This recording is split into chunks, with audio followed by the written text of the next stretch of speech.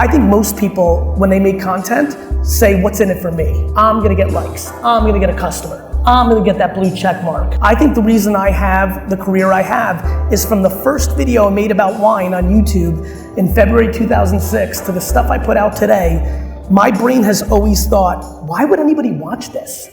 I think something I've been spending a lot of time on recently is the first 5-6 years of someone's life is so formative. And I have this hypothesis lately that if you are lucky enough to be born into a family that doesn't have a lot financially, but is incredibly happy and loving, you've started life in a foundation that gives you a massive advantage because you realize that money is not the answer to happiness. And I am that person. I was born in the Soviet Union. I got very fortunate to come to this great country when I was 3 years old, and life was super hard. I lived with 9 family members in a studio apartment the size of this stage in Queens. We grew up lower middle class the majority of my early childhood, but it was a happy household. My mom, as you mentioned quickly, is the hero of my life, and she instilled incredibly massive foundations for me around kindness and empathy and compassion and all the things. I mean, literally VeeFriends, the IP that I'm building right now on the back of NFTs, which will have the biggest booth at this convention in 10 years, is really, is really the seed of how my mother saw the world. My mom lost her mom at 5, grew up in the Soviet Union, like real tough life, and really showed me all the true answers to the world. And so I grew up very much not entitled. My mom was the sweetest as pie, but my mom is super cheap and we were poor. So everything I ever wanted, she looked me in the face and said, go get it. So lemonade stands, washing cars, shoveling snow. You know, I'm built on hard work. I think entitlement is a disease. I think a lot of people have it today, and I'm very grateful I don't. And I think we're all byproducts of our childhood. I think there's things that I've had to work on, just like anybody else. I think as grown-ups, we can do that. You can't just say, oh, my parents fucked me up. You know, you've got to work at it. But I am as grateful as one can be on earth. I've been writing a book in my head. I've written a lot of books, but the one that I've been holding nearest and dearest is a book that I'm gonna call Perfectly Parented. And I'm gonna talk about how they did it, what they did, and I hope it creates different conversations, because I think parenting is one of the most important conversations in the world. Yeah, no, I love that. So I had also incredible parents growing up. My mom, same thing, Gary, was really focused on inclusivity. Whenever we had people over, whenever we did anything, whenever I was invited anywhere, she always said, did you invite so-and-so? Did you talk to so-and-so? We'd be at an event, she'd say, invite this person to the table. And, you know, I'll just be honest with you, when you're a little kid and you're always having to include people in conversations and invite people places and make sure people are taken care of, it's slightly annoying. And then as an adult, you become this person, you're like, you know what, let's bring this person into the room. Let's bring this person into the conversation.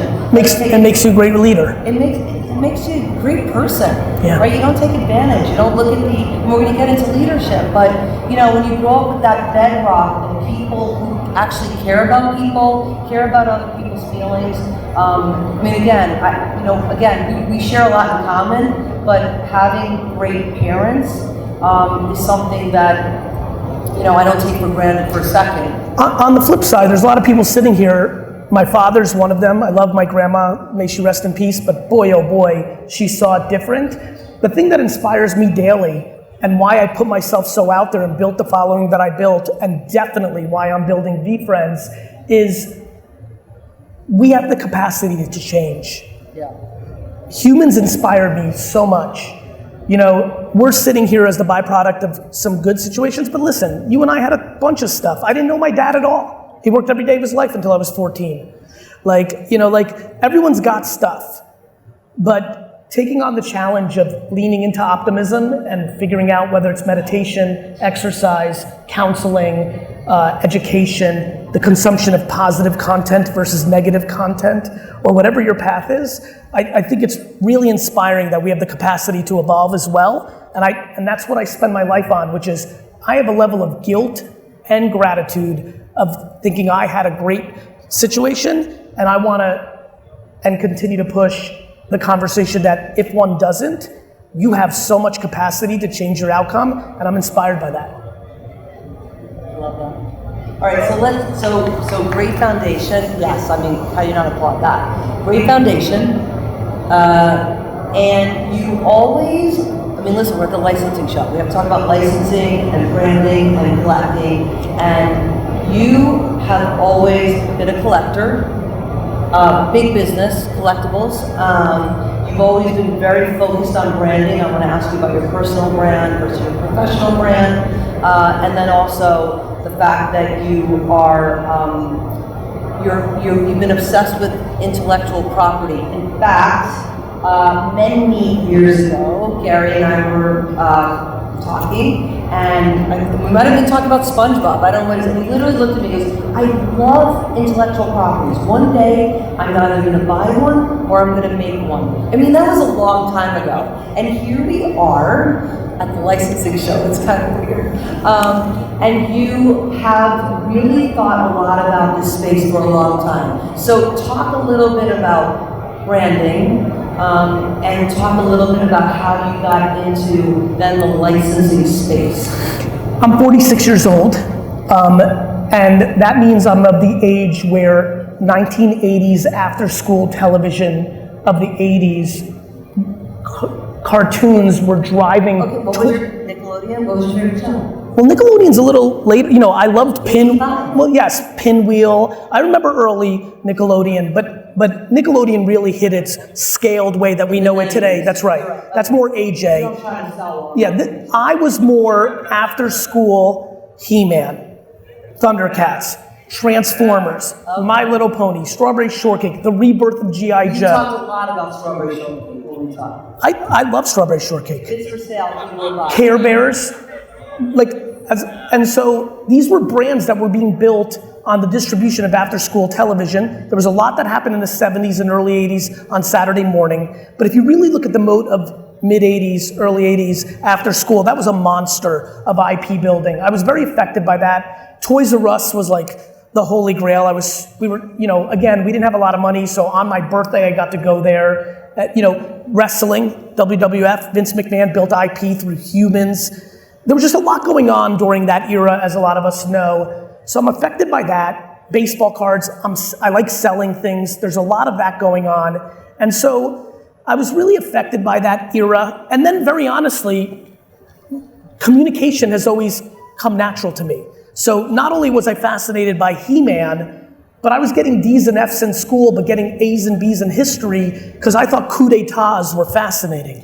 Like, why would they take the newspaper and the radio station at the same time as the palace? Like, why does the radio and television and the newspaper matter so much? So for me to be where I'm at 46 years old, somebody could have easily figured that out at 12 based on what I was paying attention to. Social media became very natural to me because I knew that that was going to be the new moat of brand building and storytelling. I mean, why brand? Why intellectual property? Because religion is that. The world is only based on stories. Stories that people have decided to believe in.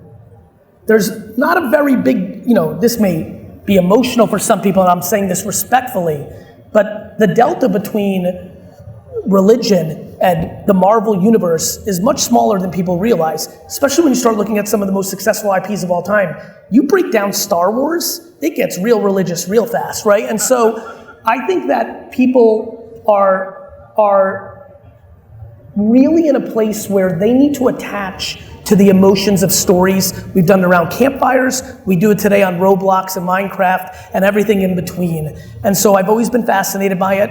I've always been a collector. I was a very heavy toy collector in the mid-90s. I properly felt that sports cards were about to collapse. I sold my entire collection and went heavy into toy collecting. I was in the right age when eBay came out. I'd been garage selling and buying IP stuff for years. It's just always come very natural to me, to the point where the level of happiness I have in developing VeeFriends for the rest of my life is profound. I've never seen you happier. I've never seen you happier. And I'll tell you why. Because the GaryVee thing kind of sucks. Having a personal brand's amazing, but it comes with enormous baggage. You know, you get hate thrown at you, you get assumptions about you, you're a human being. You're just taking on. For me, I've been willing to do that because I believe in kindness and gratitude, and I know that I'm a unique communicator and that I can get things into the world, and I want to leave it better than I came into it if I can. But accountable ant, my character accountable ant, like for me right now, the lack of accountability is why so many people are anxious. Accountability is an incredible human trait that leads to happiness. Yet, we've demonized accountability. We've demonized merit. We created entitlement because we decided to have an era of 9th place trophies. And we've created a lot of structures that have demonized losing when actually losing is foundationally phenomenal. And so for me, knowing how I'm gonna make an iPhone game, or build in the metaverse, or do children's books, or do an animation show on a streaming service around the trials and tribulations of accountable ant, if I can affect a generation to think of accountability as cool versus the current generation that wants to point fingers at everything and never point a thumb at themselves, I can make the world a better place.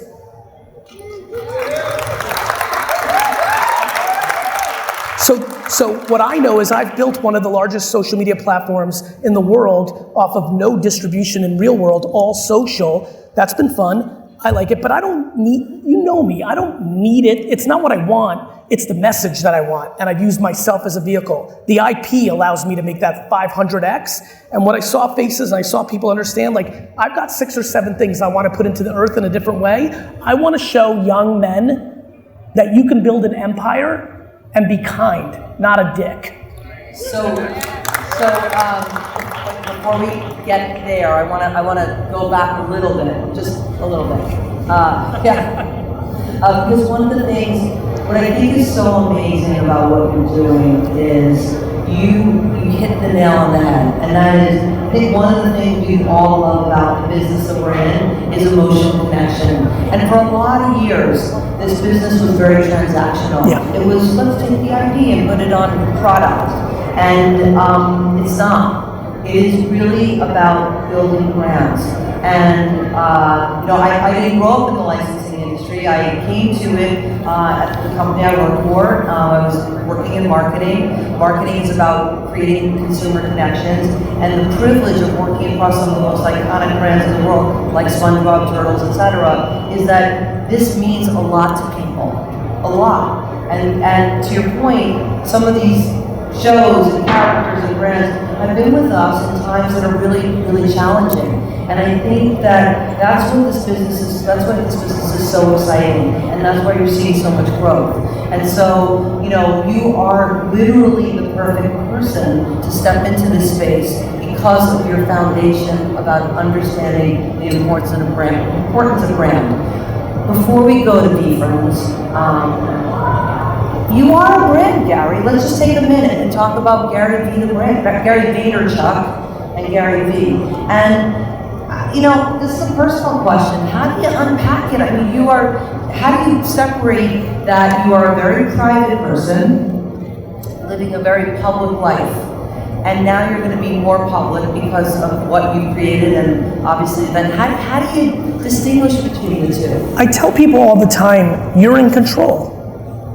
Like, you're in control of what you put out into the world. I deal with it and unpack it very easily. I put into the world what I'm willing to share, and I don't what I'm not willing to share. And too many people get caught up in the game. They want likes, they want followers, they want the blue check mark. And what usually does well? Kids, family stuff. But as a private person, that's not something I'm willing to share. On the flip side, I'm willing to be the most intellectually generous around everything that's ever worked for me. I think the thing that works for me is when I make a piece of content, I think most people, when they make content, say, what's in it for me? I'm gonna get likes. I'm gonna get a customer. I'm gonna get that blue check mark. I think the reason I have the career I have is from the first video I made about wine on YouTube in February 2006 to the stuff I put out today. My brain has always thought, why would anybody watch this? Like, why are you watching this? Like, why is this good for you? And for me, I have always lived under abundance. I'm not going to talk about the wine company because I can spend the next half hour speaking about wine tax if you don't get it. You get it. It's a gift every day when you wake up. Hey, wine tax? That's so fantastic. Thank you. Anyway, okay. You know, I respect people's time. I don't have entitlement. I think I have to fight for it. And so I spend a lot of time reading my direct messages and my emails to try to figure out where the temperature is in the world and what are the issues and what are the opportunities, what do people struggle with, what have I never talk about anything I've never done. So I think one thing that's really worked for me is I don't talk about stuff I don't know. Yes. I never tell people to do something I haven't done. Wait. Go to that because that's really, really unusual. You will not endorse or talk about anything. I'm very narrow. I love your recent article.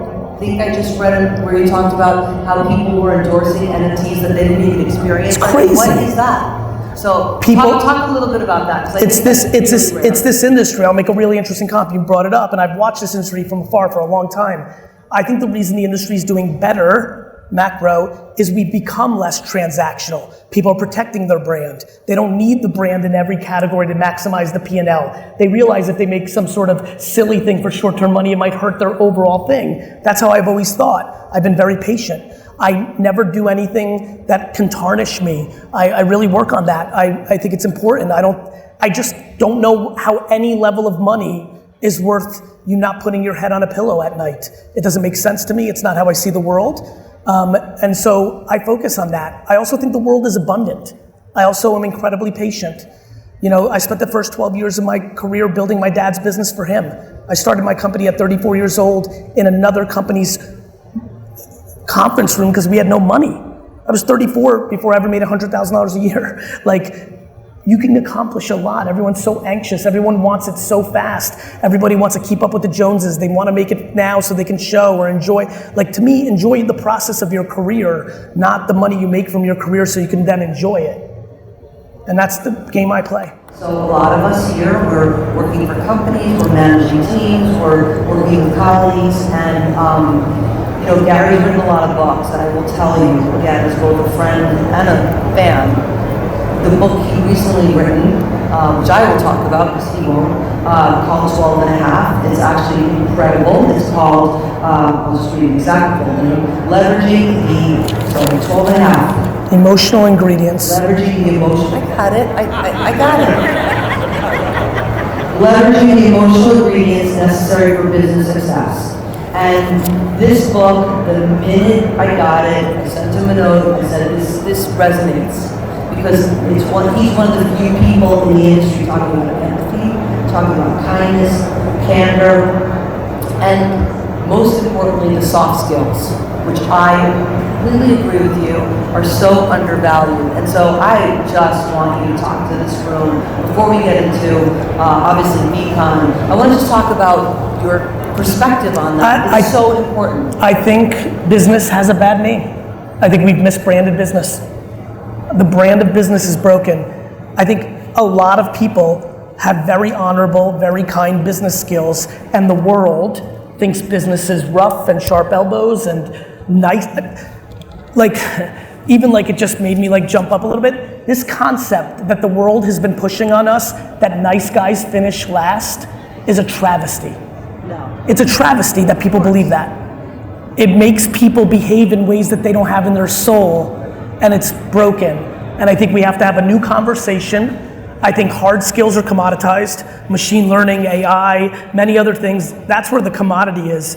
It's the people that know how to lead. Too many people lead out of fear. It's not healthy. It doesn't work in the end. And I just think we need to have a more thoughtful conversation. I think if you look under the hood and pay attention, the most meaningful long-term things have been built far more on good behavior than bad behavior. You can get short-term results through fear and negativity, but it is not a sustainable action. And I think it's time we talk about it. And how many times have you shut down a conversation when you walk past someone's office, cube, conference, or wherever you are, and someone's being yelled at by a client? I just shut that down. Pam, I just need to understand how anybody believes that verbally undressing another human being in a business meeting ever has any reasoning. And I just want everybody to hear this. I'm not talking about let's do foofy entitlement. Everyone's now thinking about like, what about these fucking Gen Zers? They don't want to do shit. No, I'm not talking about that.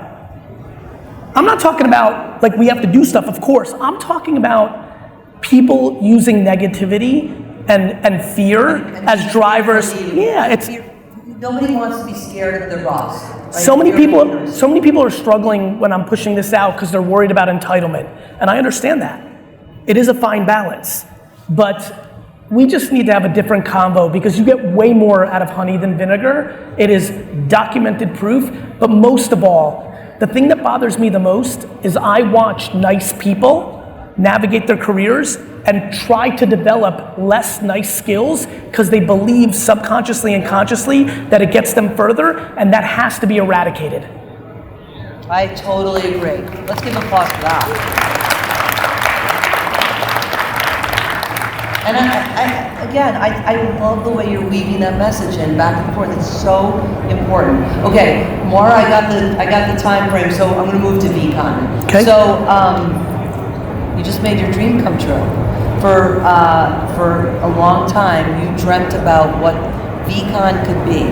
You've talked about Web3. You've talked about NFTs. You've talked about obviously you have been a leading voice in this space. And I want to talk a little bit about how was the weekend? How'd it go? For the majority of you that don't know the context, this weekend in Minnesota at US Bank Stadium where the Vikings play, we had something called VeeCon. And why Minnesota, just out of curiosity? It's a really interesting, convoluted, mixed answer. Several things. One, I'm very close to the Will family that owns the stadium, or owns the Vikings. They grew up in Springfield, New Jersey, where my dad's wine store is. So there was a good relationship, feels family. I like doing business with people. This one's going to be a loop, but it's tying in nicely to what I've said. I think America has gotten very red and very blue, like very red and very blue. I think a lot of people now feel they have to be 100% red and 100% blue in a world where every person sitting here has some level of purple. So I'm falling in love with this concept of purple. It's where I want to go with my content. It's where I want to go with VeeFriends. As much as I'm excited about Kind Could Do and Empathy Elephant and Patient Panda, I'm equally as excited about developing Ambitious Angel and Tenacity, Termite and, Competitive Clown that like makes kids cry when they lose. So because I want to make it purple. Wait, Competitive Clown? Competitive Clown is a character in VeeFriends, and the main story arc is I think it's good when kids cry when they lose. Amen. And I think we spent the last 25 years trying to not make them cry, stop them from crying, not let crying happen. It means they care. I think being competitive is a massively attractive skill. Like anything in life, anything out of balance is bad, but we've tried to wipe it out. And so I have a very purple view on the world. I think the deep red, deep blue reality of what we're sitting in right now has created incredible levels of non-civility, lots of angst, tons of anxiety, and I want to march to purple, and that stadium is purple. So it was a very secret little thing for me. And Prince is from there. So I love Prince. Little Red Corvette is still top 10 songs of all time. What was that? We need a Super Bowl. I need to work on the Jets Super Bowl. Fuck the Vikings. Do not bring up sports, my friend. That wasn't even part of my list, but so you're excited with the outcome? Yeah, I mean, I think that, listen, let's make it valuable for this crowd. Talk a little bit about that. Everybody in here is going to figure out how significant the consumer blockchain is over the next 15 years. This audience here is probably NFT curious because there's economics in it, there's money. It's definitely in the air. Right now, we're in a gold rush phase where everything's about the economics, the numbers are crazy. It's internet 97. Just like in 97 and 98 and 99, the stocks were too valued, they crashed, but the internet and the macro was gonna change the world. 98% of the NFT projects in the space right now are going to zero. They're going to be misoperated. People don't know what to do with the IP. It's using the short-term greed economics, but they're not going to navigate IP development and value, and they'll go to zero. But NFTs, consumer NFTs, will impact every single person in this room for the rest of your lives. How? Because the technology's too big. Every ticket to every sporting event and concert in 7 years is going to be an NFT. People are going to buy homes in the form of an NFT. Talk about real estate. Well, when you do real estate, you're buying a home that sits on a ledger at the county level or at the state level. Like, people don't understand that the consumer blockchain is a ledger that proves ownership and has smart contract capability. This is very, very significant. We spend lots of money on companies in the middle that provide no value, that are just toll booths, that we're not going to do that with because there's now technology. No different than people now buy things on the internet and have it delivered to them, even though in 1997, when everybody asked me, Gary, who's gonna buy wine on the internet? My answer every time was, everybody. And you know, there's some OGs in here. In 1997, that didn't click. In 2006, when I told everybody that everybody was gonna have a social media account, a Twitter, they're like, this is the stupidest thing I've ever heard of. Who cares if you're walking the dog or having a pizza? And my answer was, everybody.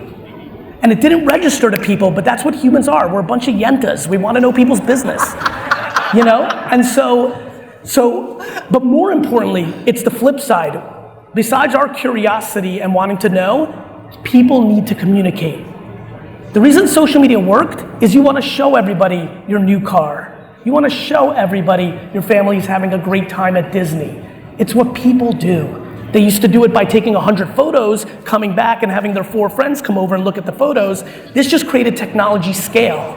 The reason people buy BMWs, the reason people buy Nikes, Rolexes, Louis Vuitton, Birka, is the same reason everyone's gonna buy NFTs, to show and communicate, but it's also gonna have utilitarian value. The 8,000 people, 7,000 people that came to VeeCon this weekend in Minnesota were only able to come if they owned a VeeFriend.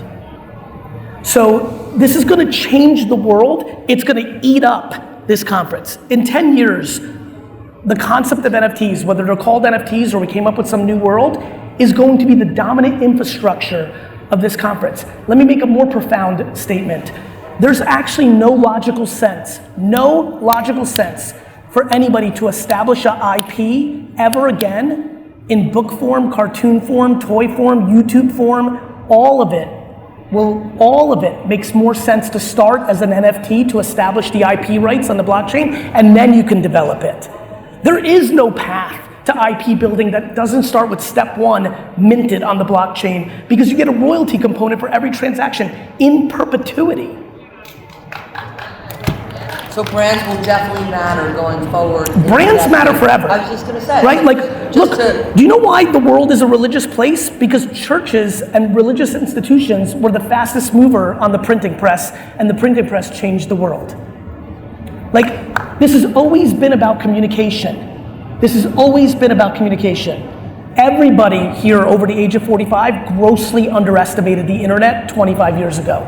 Every single person sitting here right now is grossly underestimating NFTs, and a lot of people here have opinions about it because of one headline they saw on Twitter or their friend said something. The amount of people, Pam, I apologize, the amount of people who've spent 50 hours here actually educating themselves on what the blockchain is, what NFTs are, what Ethereum is very far and few between. I've seen this rodeo 3 times in my short career. This movie always plays out. This conference is grossly underestimating what the fuck is happening. Yes, I love that. All right, so who's getting it right, Gary? The early pioneers who are establishing IP, no different than the 1980s, where the storytellers were like, wait a minute, this cartoon mode is amazing. I'm gonna do a cartoon to sell these toys at Toys R Us. This is a moat for IP building. So the same DNA that made the production companies and the IP builders understand that this moat of 83, 82 to 88 of IP building, right, on television, when you think about Turtles, comic book, but those cartoons took it to the stratosphere, right? And so the people that are getting it right are putting themselves in that position. Me, Yam from World of Women, the Bored Ape crew, we're all getting our at-bats. We've got a lot of work to do. There's been $100 million of VeeFriends sold in the first year on primary. There's been 250 million sold in secondary that I make between 5.5 and 10% royalties on every transaction. This has happened in 1 year. VeeFriends has bigger and better P&L economics than 98% of this room. It didn't exist a year ago. Amazing.